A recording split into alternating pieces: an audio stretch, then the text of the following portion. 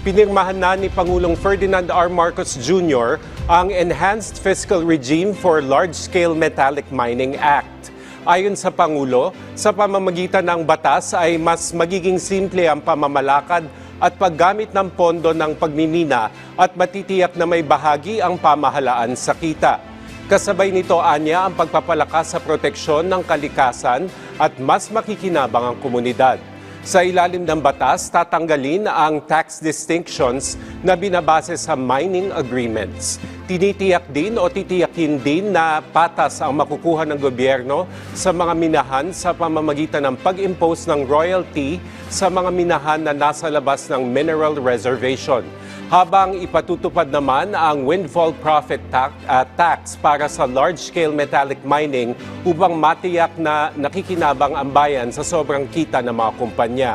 Mula 2026 hanggang 2029, tinatayang aabot sa 25.08 billion pesos ang inaasahang revenue ng pamahalaan mula sa mining fiscal regime.